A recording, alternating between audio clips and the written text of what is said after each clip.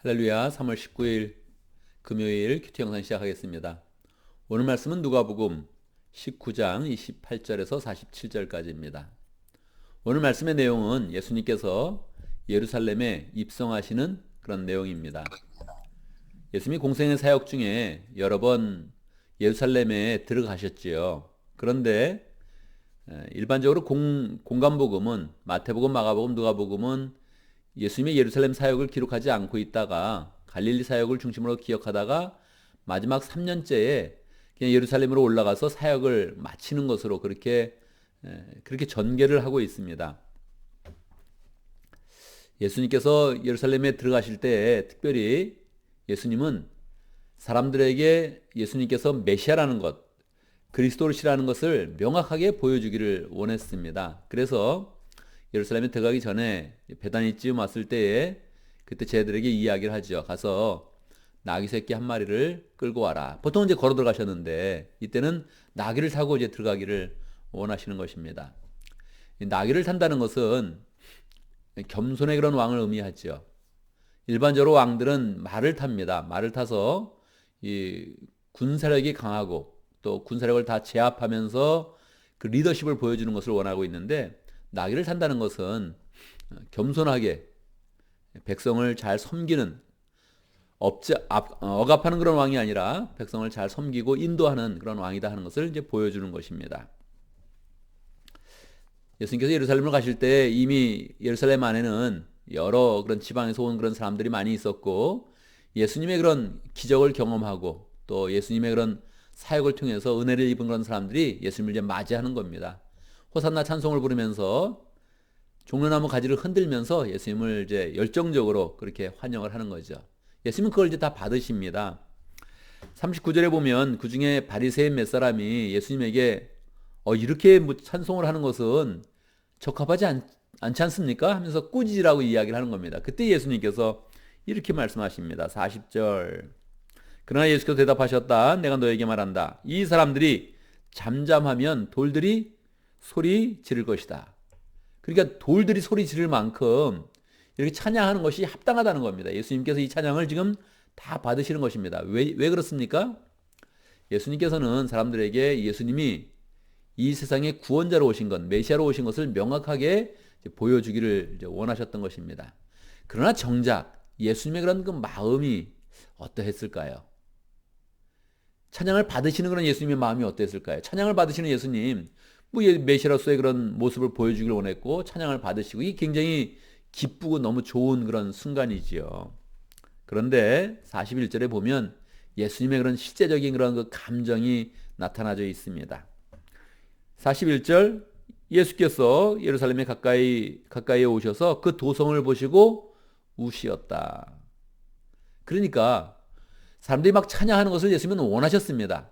찬양을 막 그만하는 그런 소리에 대해서 무슨 소리냐, 지금 찬양을 해야 된다, 내가 메시아다, 이걸 명확하게 보여주십니다. 만약에 지금 사람들이 소리를 지르지 않는다면, 찬양하지 않는다면 돌들이 소리를 지를 것이고 환영하며 찬양을 할 것이다, 이렇게 말씀을 하셨습니다.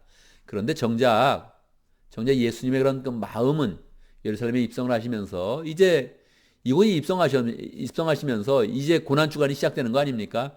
본격적으로 예수님의 그런 고난이 시작되고 수치를 당하시고 그리고 십자가에서 이제 죽으시는 것입니다. 그 일이 예루살렘에서 다 이루어지는 거예요. 그러니까 예수님은 지금 사람들이 환영한다고 좋아하는 것이 아니라 실제적으로 예수님의 마음은 정말 안타까운 그런 그 마음이 있었고 실제로 예수님이 눈물을 흘리면서 우시는 것입니다. 예수님이 우시는 것은 성경에 2번 나와 있습니다. 그 중에 한 번이 지금 예루살렘 입성 때에 예수님께서 우셨던 것이고 또 한 번은 나사로의 그런 무덤 앞에서 예수님이 우셨던 것이죠. 다른 때도 우시는 적이 많이 있었겠지만 실제 성경에서 명확하게 예수님이 그 예루살렘 입성을 앞두시고 사실은 사람들이 환영하는 끝나는 그쯤에 성에 들어오시면서 성을 보시고 이제 우셨다 하는 그런 기록이 있습니다. 그래서 우리가 이 예수님의 그런 그 마음을 보면서 우리가 예수님을 환영할 때 진정으로 예수님을 잘 모셔야 되고 또 예수님의 그런 그 말씀을 잘 받아야 한다는 것도 깨닫죠. 예수님을 잘 모시지 못한 그런 예루살렘은 결국은 로마 사람들에게 멸망을 할 것이고 이 예루살렘 성은 또 무너질 것입니다. 그 모든 그런 상황들을 보면서 예수님은 이제 눈물을 흘리셨던 것이죠. 예수님이 예루살렘에 들어가셔서 하신 그런 사역은 무엇입니까? 예수님은 성전으로 가셨습니다. 생각해 보시죠. 예수님이 우리가 사는 곳에 오셨다. 여러분은 어떻게 하겠습니까? 우리 찬양하겠지요? 예수님이 어디로 가시겠습니까? 오클랜드에 오셨다. 또 우리가 사는 그런 지역에 오셨다. 샌프란시스코 오시든지 뭐 월러크를 가시든지 오셨어요. 어디로 가시겠습니까? 예수님이. 사람이 막 환영했어요. 그 다음에 어디서 주무실 거 아니에요? 또 사역도 하실 거 아니에요? 어디로 가시겠습니까? 어디로?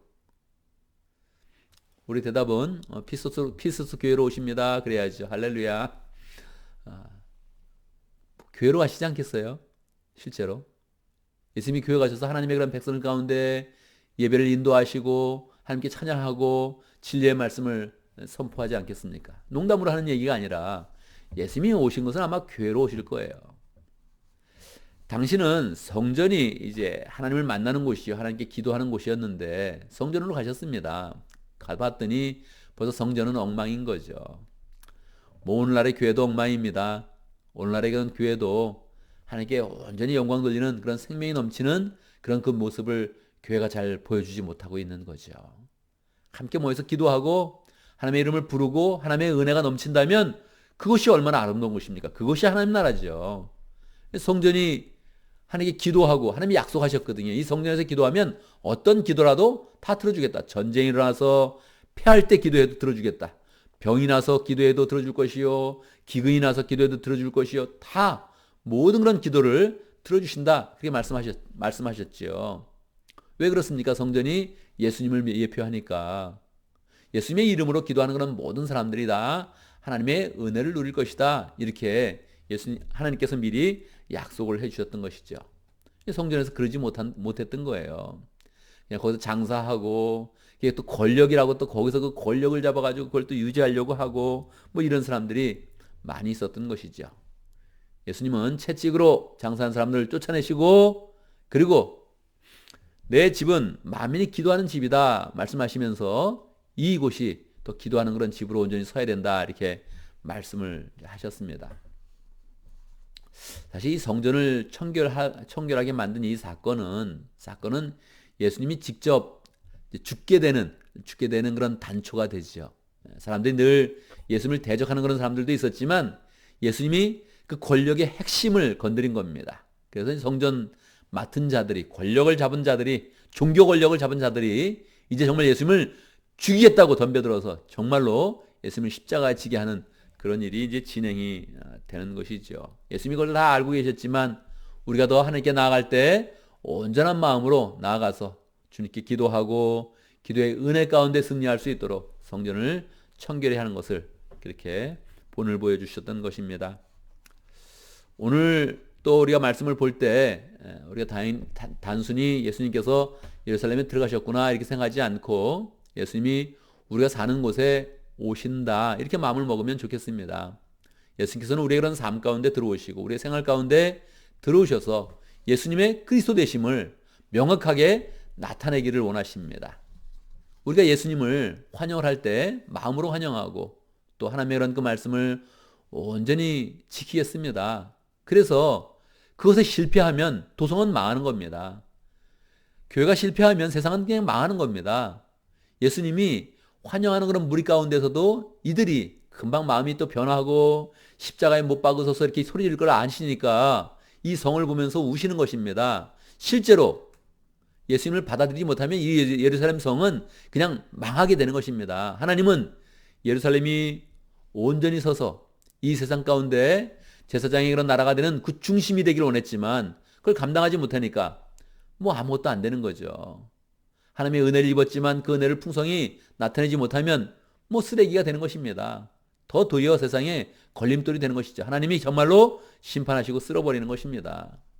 우리도 오늘날 교회도 마찬가지입니다. 예수님이 오신다면 정말로 교회로 오실 것인데 이 교회가 온전히 서지 못하면 그냥 넘어지는 것이죠.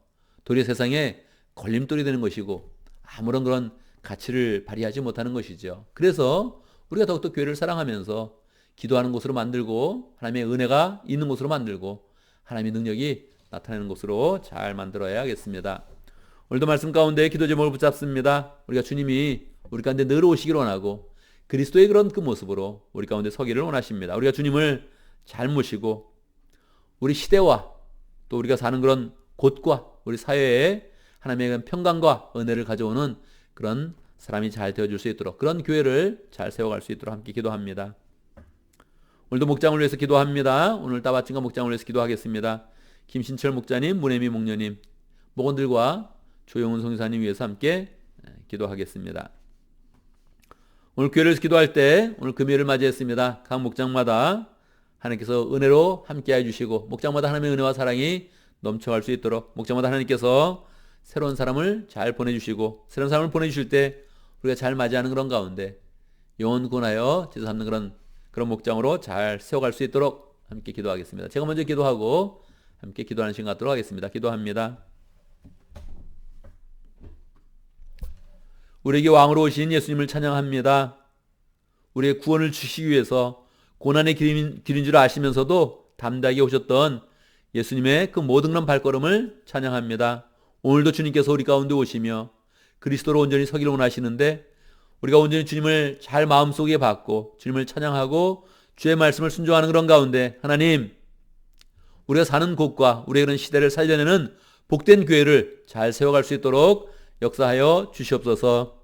하나님 아버지, 구체적으로 우리가 하나님을 잘 섬길 수 있도록 우리에게 목장을 허락하신 것 감사합니다. 따바친과 목장의 김신철 목자님, 문혜미 목녀님 축복하여 주시고 그리스도의 그런 그 마음으로 목장을 세워가려고 할 때마다 그 마음 가운데 열정도 주시고 은혜도 주시고 사랑도 주셔서 목장을 잘 세워갈 수 있도록 역사하여 주옵소서. 목원들도 함께 해주시고 목원들도 목장에 모일 때마다 그리스도의 그런 사랑을 잘 느끼게 하시고 깨닫게 하시고 성장하게 하시고 변화받을 수 있도록 역사하여 주옵소서. 조영훈 성사님 티와나 지역에서 열정으로 사역할 때마다 함께 하시고 또 교회를 새롭게 세우는 그런 모든 일 가운데도 주님의 은혜를 풍성히 부어 주시옵소서. 하나님 아버지, 오늘 금요일을 맞이해서 우리가 또 한 주간을 마감하고 우리의 모든 일을 감당할 때 주님께서 함께 하시며 능력과 지혜로 잘 감당할 수 있도록 인도하여 주시옵소서. 각 목장이 목장으로 가정교회로 모일 때마다 하나님께서 은혜를 베풀어 주시고 사랑이 넘치며 성령의 역사가 있는 그런 목장의 모임으로 잘 세워가며 은혜를 받고 그 은혜를 함께 나누는 복된 시간 가질 수 있도록 축복하여 주옵소서. 예수님의 이름으로 기도드리옵나이다. 아멘.